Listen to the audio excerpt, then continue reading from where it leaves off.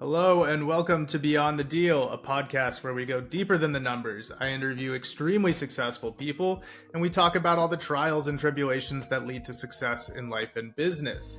Now today we have an absolute banger of an episode. Brad Blazar is here. Brad is a capital raising coach who has been in this industry raising capital for over 30 years. He's raised about $2 billion, $2 billion with a B, between himself and his students. So absolute just knowledge bomb after knowledge bomb in today's episode. And as always, I am the sponsor of today's show. So if you'd like to learn more about what I do, if you're interested in getting coached by me, please see the show notes in the description below. All right, let's get right into it.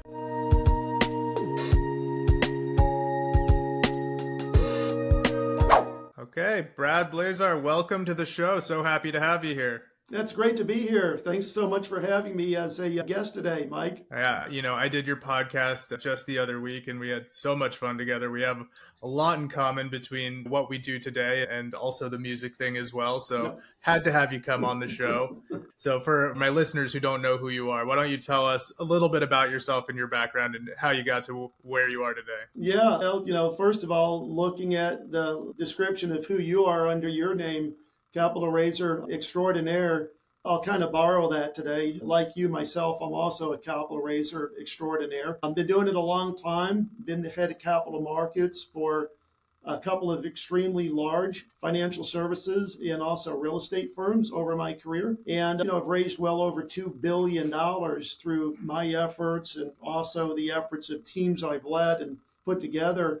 But really today, my passion number one is just helping people transform their lives by understanding that you can use other people's money to achieve your dreams. Obviously, we help people launch funds. Fund launch is a big part of our business. And then I also have my own fund, Crescendo Capital Group. And so much like you and much like your partner, right, I've got a partner as well. And we raise capital very similarly, probably doing a lot of the same things. And then we go out, we basically acquire and we invest in multi-tenant commercial assets. So it's really just about, showing up every day and doing the things that I realize we have to do as we build our investor acquisition system. And I think that really is one thing maybe that you and I can talk about today, Michael, because I think that for new capital raisers or people that really don't understand this, they don't know that it's a process.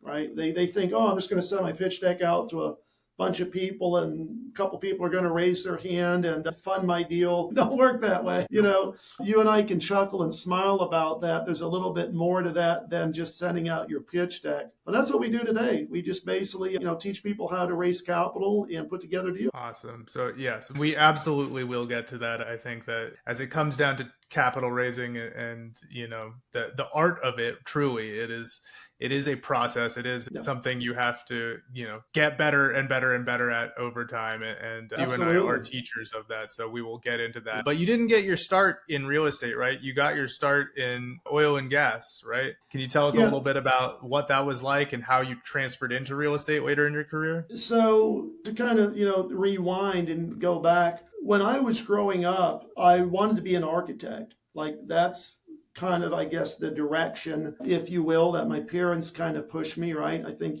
most parents want their kids to do what? Go to college, get a career, have a nice, comfortable lifestyle. And through my upbringing was really gifted at, making models and drawing and doing renderings and stuff. So when I went to college, I went off with the thought I'm going to become an architect. And then I got sidetracked. I just responded one day to an ad in the paper and got hired by a very small local oil company. They brought me on and really taught me how to attract and raise capital for their projects. So here I am, a 21, 22-year-old kid, on the phone, reaching out to high net worth individuals, building the trust, building a relationship, talking about the deals, and, working at best. Back then, 15, 18, 20 hours a week, I was making six figures. And this goes back, in the late 80s, early 90s. That was a pretty decent amount of money, especially for a kid in his 20s. And I was like, wow, if I'm doing this well, just working 15, 18 hours a week, imagine what I could do if I actually devoted myself to doing this full time. And so, unbeknownst to my parents, I just one day quit showing up at school and started working in the oil and gas business full time and went to work for a second company doing exactly the same thing, only to find out that they were just a bunch of crooks.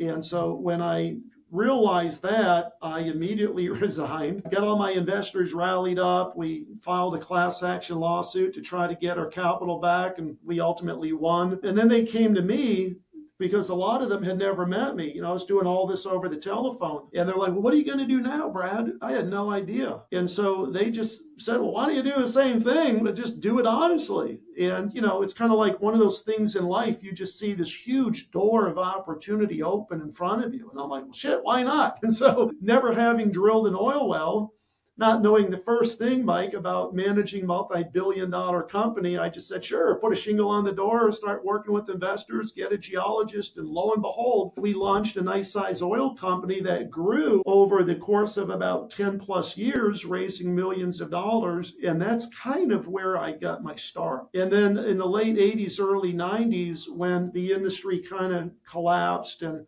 a lot of things changed, I went back to school. And then when I came out, I realized that my primary skill, like the thing I was really good at, was raising capital. And so I became what you might call a hired gun, a professional capital raiser, and just continued to perfect my craft and hone my skill and become the head of capital markets, national sales director for multi-billion-dollar companies. And then when I largely retired from that, I realized that skills and the knowledge I have could really help a lot of people. And then that's when I launched my fund. And of course, that's when we launched our capital school platform. And as they say, the rest is history. Yeah. Oh my God. So much to unpack there. I love a lot of what you just said, but I want to talk about, pivoting and transitioning at life, realizing that your core skill is raising capital, and that is a very transferable skill across many industries. Because I teach the same things to my students as I'm sure you do. I have students who do boutique hotels. People are interested in industrial. They're interested in all different kinds of real estate. But even if you're buying businesses, as if you know how to raise capital, if you know how to deal with investors, if you know how to sell a deal, you can open up so many doors and so much opportunity in your life. Absolutely. Right. What was that like going back to school? How old were you then? And, what was your mindset at that time? So here's the funny thing. When I quit going, I was in my early 20s. And now here I am, 23, 24, living life large, driving around in a nice Porsche that I could afford and living in a nice home, newlywed. And it was kind of strange because I was calling on people much older than me. And those very few people that I did ultimately meet, mostly that live locally in and around the Austin area, because that's where we were based, they were like, wow, I'm astonished. Like, you're a 26-year-old kid. I would have expected somebody in their 40s or 50s. And here you are managing a multi-million-dollar oil company with all these employees on your payroll. And I'm like, yes, sir. Kind of like the little wonder kid, I guess. But looking back at that point in my life and looking at, the company and the infrastructure, what I will share with your listeners is don't let the fear or limiting belief that you lack the answers or you don't know everything to get started and set your, quote, dream or that thing in motion. What I knew is I could hire a CPA to take care of all the books and records and handle the accounting. I could hire an attorney to dot all the I's and cross the T's and, do all the regulatory crap there and put together the memorandums. And then in the oil business, there are geologists, petroleum landmen, engineers out on the field that can supervise all of that. And it's very similar to what you and I now know about real estate when people say, well, holy cow, Michael, how do you and your partner manage 1,500 rental units with all of those checks coming in? It's like, we don't manage it. We manage the people that do it for us. So it makes our life much easier because now we're managing fewer relationships. And that's, of course, how you scale any business. But it also gets back to a really good point that I think you made earlier. When you look at statistics, 67% of the American workforce has one foot out the door. Most people have a dislike for their job because they're exchanging time for money. They don't have any financial freedom in their life. There's a whole bunch of other reasons. And so once you realize that the path to more financial freedom. The path to no longer having to exchange your time for money is creating passive income through business acquisitions, real estate, and what's even better, learning that you can do that with other people's money. Like, that's huge. And you and I have become largely masters at that, where you've traveled the world and you've raised capital from other countries. I've obviously traveled, but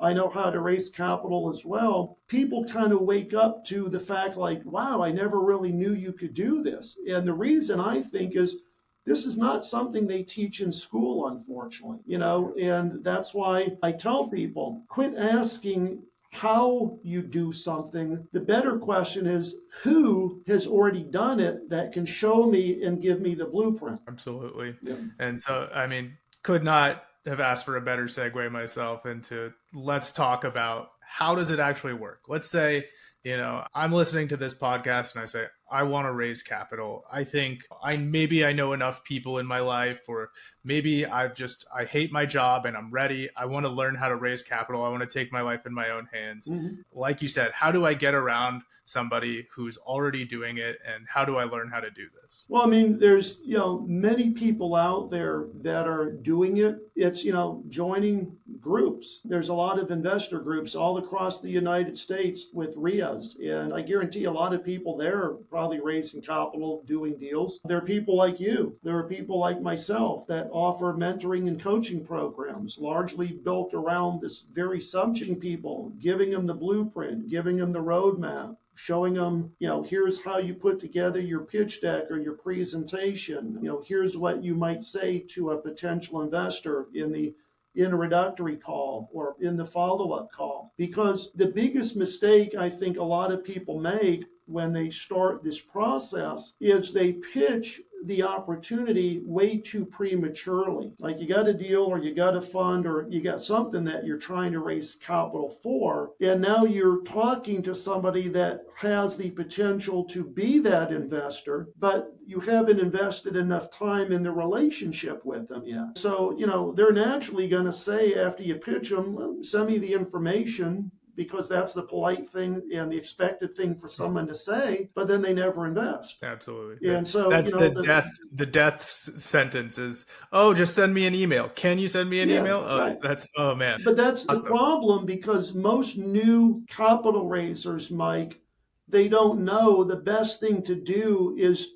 put your arm out for the first session or two meetups or whatever, and just keep reminding yourself and keep telling that other person, right now, Mike, I just really don't have an opportunity that I can openly share with you, and just come up with some bullshit reason. Either you got a bunch of investors that you give right of first refusal to, or, you're working with some family and friend relationships, or you like to give people before those new folks the right to make a decision, whatever the reason is. But at some point, after you've invested some real quality time with that person, just say, hey, I keep a list of people on my desk that have expressed interest.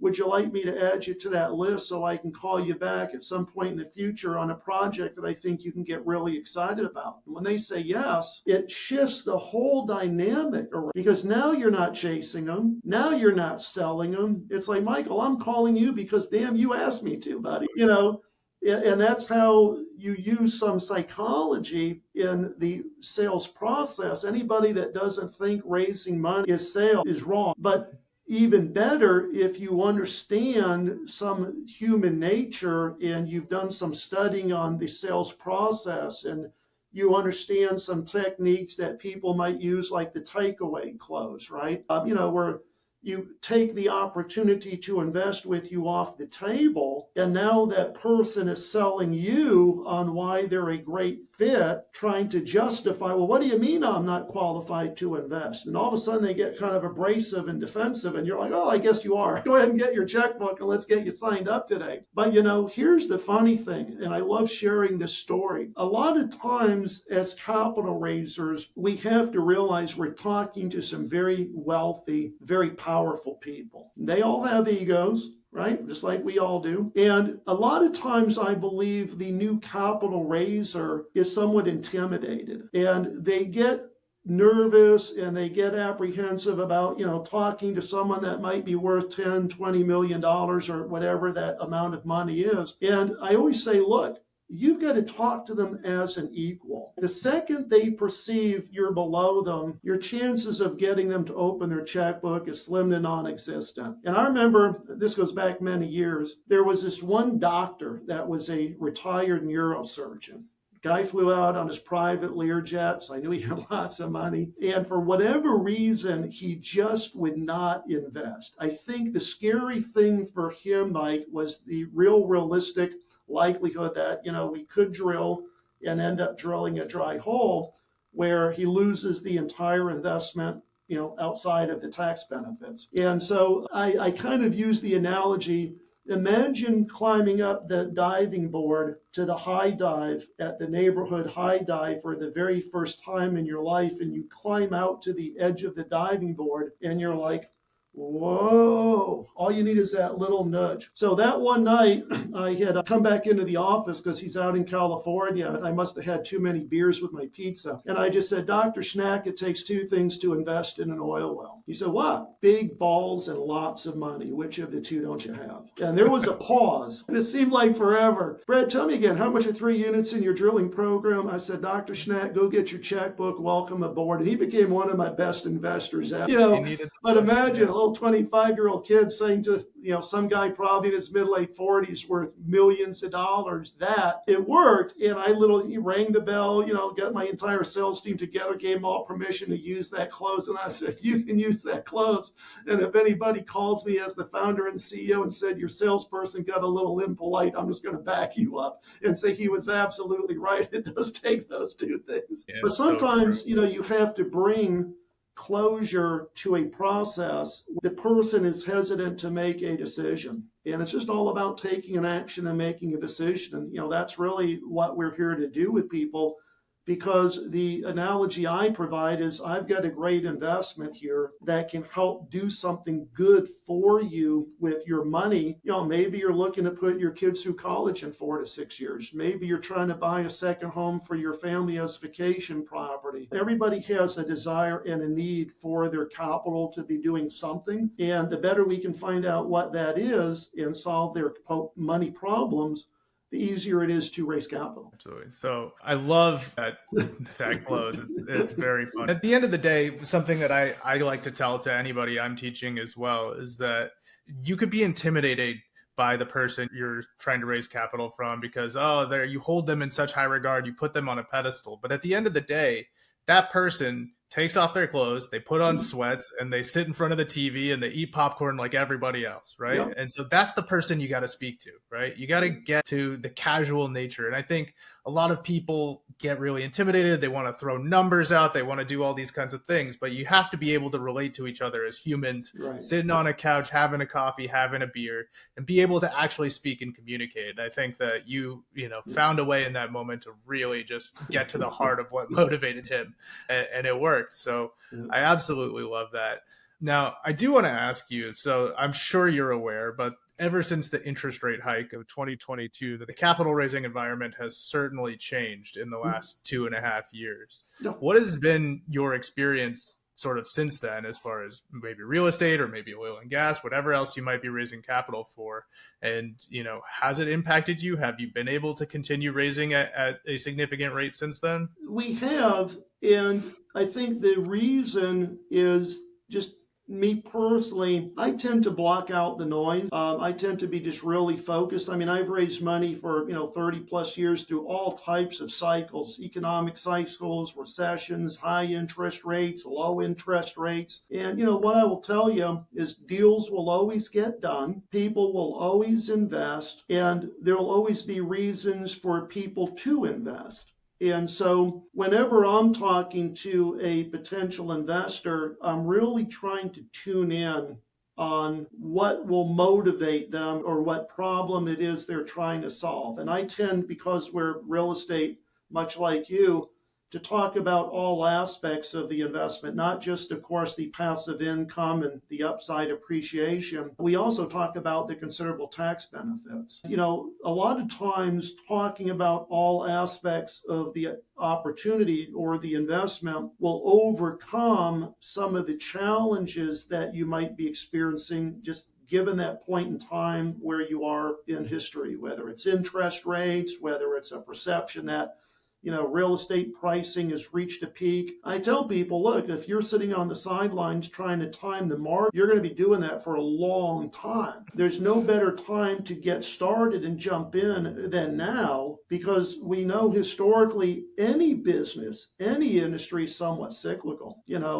It's really just a matter of, number one, I think educating people. Number two, not buying into what I call the noise, because you'll talk yourself right out of potentially the greatest opportunity of a lifetime. And then number three, it's just understanding that people that have been at this for a long time, like myself, have raised money successfully every year over the last 20, 30 years. Now, yes, some years might be better than others, but that still doesn't negate the fact that we're still not picking up checks, that we're still not getting investors, and that people are not investing capital in our deals. Awesome. At this point in time, would you say you spend most of your time raising capital for deals or focusing on being an educator and mentoring your students? I'd say it's probably 60-40. I'd say a good part of the time is spent in the education space, traveling, speaking. And then probably the other 40% is working on deals, raising capital. We have a webinar, coming up next week that we're hosting. And so me and my partner will be doing a webinar on the 18th. And so that is for the fund, just for the purpose of getting us in front of, a new group of investors. And then obviously there'll be the follow-up and all the work that goes in with all of the registrations and people that show up for that. But, I love doing the capital raising because you meet some just great, wonderful people. And then obviously it serves a purpose because it allows me to invest in the real estate and really continue to build the legacy, which is the passive income, and obviously show people that while Brad has a long career of raising over $2 billion, he still practices what he teaches. Absolutely. And anybody who I speak to about investing, they sometimes come into this with the idea that, okay, I'm going to invest 50,000 and I'm going to be rich next year. Like, that's not how this works, right? That's just not how this works. Right. Real estate is a build wealth slowly kind of thing. Yeah. And there's what I call the fast money, and then there's the slow money. If you're getting started in real estate, start off doing something like wholesaling. Make a quick 20, 30 grand or more on a flip. Maybe you look at the sub 2 and you start working with people like Pace or others, and you are able to get into some properties, sub 2, the lending already in place. Now you don't have to qualify for a mortgage.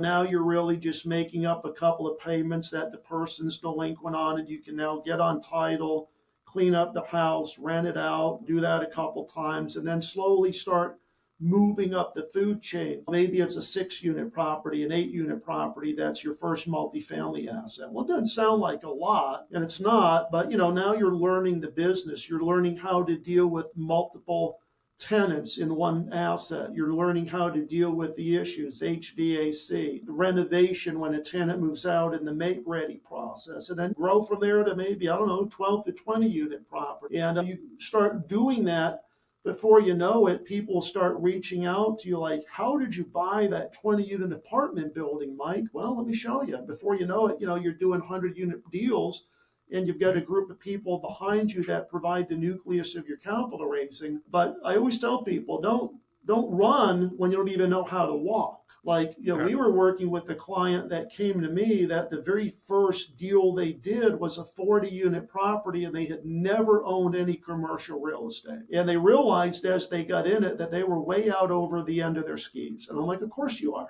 You have no basis, whatever, or understanding how to deal with the headaches and hassles of 40 tenants. So they realized, we should have started with maybe an 8 or a 10 unit asset and then grown from there, or maybe this 40 could have been our third property. And so, we had to come in with some people that had the expertise to kind of guide them and solve some of the issues. And, now they've got a fund and they're doing great, wonderful things. No doubt they'll be hugely successful. But it's all about, I think, really learning the business, growing into the business, because it's hugely rewarding. And there's so many people out there that are here that are willing and wanting to help you. And I think that there's really no better investment out there than real estate for the leverage, for the tax benefits. It's a tangible asset. It's not going to disappear. It's not going to evaporate like a stock where you wake up one day like Enron and poof, the company's gone and you've lost the entire investment. But you have to realize that it is a cyclical industry. But if you're in it for the long game, like you said, it is the long game to building wealth, creating a portfolio and letting the assets mature. It can be very, very rewarding. Awesome. So, I mean, you're preaching to the choir here, but I love everything you just said. I want to take a step back for a second and talk about your actual investor acquisition model. So what are you doing right now to get in front of investors? I know you're having a conference this month. Now, Yep. I don't know if this episode will be out before the conference happens. So sorry if anybody wants to go, it'll probably be after then, but I'm sure you'll do another one. But what are you doing right now to get in front of investors? So the conference, which is really more of our boot camp, is not for the purpose of getting investors. It's more educational, teaching people how to launch the funds, how to raise the capital, do all that stuff. But we do events, we call them investor meetups, where we will use Eventbrite or a platform like Meetup and just advertise, hey, come hang out, network with us. We'll spend 15, 20 minutes talking about what it is we do. I love social media, so we're doing webinars. We're driving traffic to a future event. We also have a lead magnet, which is an ebook that's also been pretty successful, how to graduate from investing in single family residential to owning and operating commercial assets. So I believe that you have to have a couple of poles in the ocean at all times. But what's worked really, really well for us is leveraging the social media, doing the webinars, using the lead magnets, and just leveraging that because it works so well and it's not expensive. Now, we've also done a lot of events where we'll go to an upscale venue and serve some wine and some appetizers and hors d'oeuvres, because at the end of the day, I believe that there's nothing better than actually meeting the face, shaking their hand, sitting down, spending quality time with them. You can certainly raise millions on social media and virtually through a Zoom or over the phone, but there's nothing better than the face-to-face. So, really, to answer the question, are probably using 3 or 4 different strategies that all seem to integrate and work really well together. And are you the one on the phone still at this point in your career closing every investor, or do you have a team underneath you doing a lot of that work for you? It's a little bit of both. Yeah, it's really a little bit of both. I do some of the work myself, especially with some of the warmer relationships or referrals. And then we have other people that also kind of step in and do some of the legwork as well. Very cool. All right. So I want to pivot here for a second. You did mention earlier that you've been through 30 years of raising capital and all sorts of different real estate cycles. Now, what has changed in your approach to managing stress and staying healthy and being the best version of yourself as an entrepreneur, as I'm sure you've been through some mega lows and mega highs in those 30 years. So Yeah. can you just walk us through sort of what you're doing today to maintain your personal health? Yeah, I mean, I'm a big believer that your health is your wealth. You don't want to be paying for the mistakes you make by not eating healthy or working out, because it'll definitely catch up to you. And so I'm a big proponent of moving, exercising, whether it's a fitness center, whether it's just walking, jogging, whatever you choose to do. Also recently got into contrast therapy, which is basically the cold plunge, combining that with sauna, and absolutely love that. Just become a raging fan, not only for just sitting in the sauna, just the relaxation, but obviously just it de-stresses you, some nice quote spa music in the background or whatever. And then it's also, of course, great to, do the cold plunge, which really is also wonderful for inflammation and just waking your ass up. But it just gives you a lot of energy. And so I've been doing that. The other thing I think also is just also surrounding yourself with other positive people. There's just so much negativity out there in the world today that if you buy into that or you start basically hanging around people that have that negative kind of I feel sorry for myself attitude, it's definitely going to feel like an anchor and just holds you down. And so I really do buy into the mindset that you tend to gravitate and grow to the 5 to 7 people that you're spending most of your quality time with. And so I always try to reach out and look for other people that are at a level or above the level that I aspire to be at, so I can constantly be learning from them and really building, some good quality relationships. But it really just comes down to finding the time. The thing that I will tell you, whenever anybody tells me they don't have the time to do something, I kind of call bullshit on that. And I say, what I'm really hearing you say, Michael, is that it's not important in your life. You're not making it a priority, because if it was important to you, I guarantee you would find time either wake up an hour earlier. And so, now you're getting out of bed at 4:30 or 5, even if you're walking an hour and a half, or, you're putting your kids to bed and then you're, working out in the house and staying up an extra hour. There's always time to be doing the things that are important to us if we prioritize them and feel that they're an important part of our life. Yeah. And so personally, the way I structure my schedule is my mornings are sacred. I have my little morning routine that I go to, and I have to go to the gym every morning, and I make sure that it is an absolute priority that does not escape my schedule. And then anything that's else is important can happen sort of after 10:30, 11 a.m. for me, right? That I'm completely blocked off. So what are you doing, in terms of structuring your day to prioritize those things that, keep your inner peace? So my day typically starts with just waking up, hydrating, a cup of coffee. Usually I'll go for a walk. And so my morning routine is to put on the earbuds and go out, and just after I walk the dog, walk myself, because the dog comes first. And so that just allows me to kind of think about the day and just kind of reflect. And then, usually come home, just kind of have a real light breakfast in the morning. And then I, will usually get my day started after I have my morning huddle with the team. And a good part of the day might be looking at deals, talking to potential investors, obviously doing some coaching and some work in the business. And then, usually I'm done around 3:30, 4 o'clock. I'm heading over to do the cold therapy, the contrast therapy. And then it's just going to the fitness center sometimes where we live. We live in a club, so we have access to the tennis and the golf and a nice fitness center and all that stuff. So we'll go over there, or other times we'll just be spending quality time with my daughter. And just, being a father and husband. So what lies ahead in the future? Where do you see it's your coaching program or your fund? Where do you see the future going for you? It's really interesting. I'm a big believer that you always need to be moving towards something. And sometimes that something changes, right? We have a goal, and sometimes as we start moving in that direction, we realize either the goal's unattainable or we need to modify it a bit. But I think that in the next 12 to 18 months, a couple of the big goals that we want to fulfill here in our platform is we're looking to do some global events. We haven't done one yet. Well, I guess we've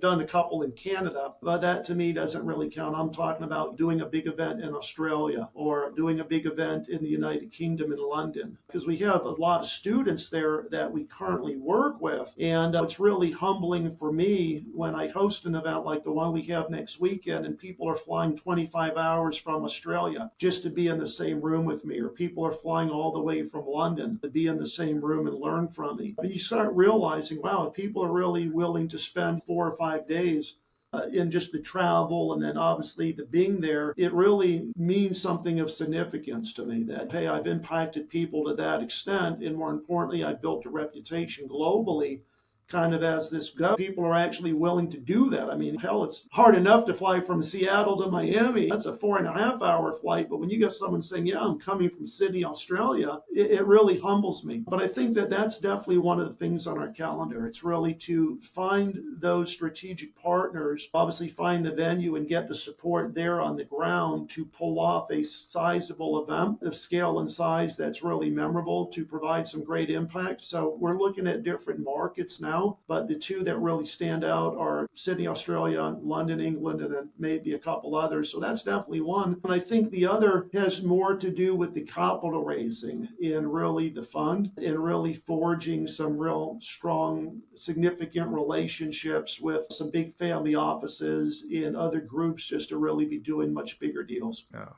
Well, absolutely amazing. And you know, travel is my MO. So whenever you get those dates finalized, I promise I will be on the plane. I'd love to be a part of that. Love to have you. You bet. Right, great. Last question here. Can you tell our listeners, where can they find out more about you? If they want to get in touch, how do they get in touch with Brad?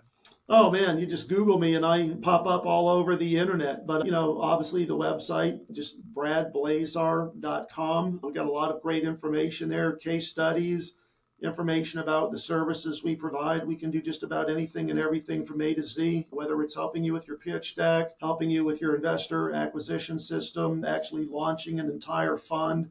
We have an entire turnkey solution to that as well.